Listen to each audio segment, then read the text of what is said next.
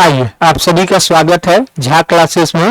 और हम लोग आज जो है लॉजिकल मैथ्स के क्वेश्चन को और शानदार सीरीज को आगे बढ़ाते हैं और उसी में थोड़े नए ट्विस्ट को भी देखते हैं। तो प्रश्न कहता है, पिता ने अपने पुत्र से कहा कि जब तुम्हारा जन्म हुआ था तो मेरी आयु से तुम्हारी आयु क्या है, जो आज तुम्हारी वर्तमान आयु है वह मेरी उस समय की आयु से 10 वर्ष क्या थी, कम थी। यदि दोनों का अंतर आज की डेट में 25 साल है तो आपको बताना है कि भाई पिता की वर्तमान आयु क्या है। तो मैंने आपको समझाया था कि ऐसे प्रश्न को जब यहाँ पर टर्म एंड कंडीशन दिया हो और ऑप्शन में आपके क्या दिया हो, वहां पर किसी एक की आयु दी हुई हो, तो आप ओरल ऐसे ही बना सकते हैं। तो ध्यान से देखिए, उसने पूछा है कि पिता की वर्तमान आयु क्या है। तो ये कह रहा है कि ध्यान से समझिए, फादर और सन के बीच में 25 साल का क्या है, अंतर है। तो हम लोग समझते हैं कि अगर फादर और सन की एज ऑप्शन के अकॉर्डिंग फादर अगर 45 साल का है तो पुत्र इससे बड़ा तो हो नहीं सकता, और 25 साल का अंतर लेना है तो 45 में से 25 चला गया तो ये कितना बचा,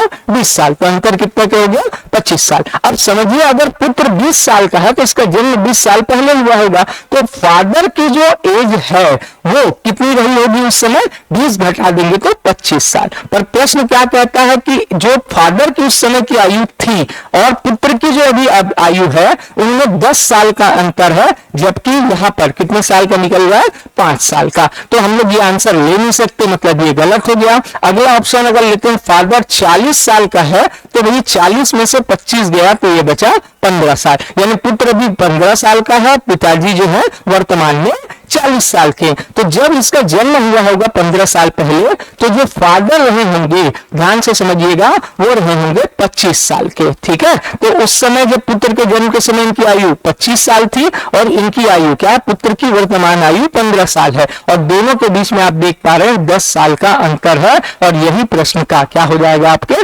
answer. Thank you, keep watching.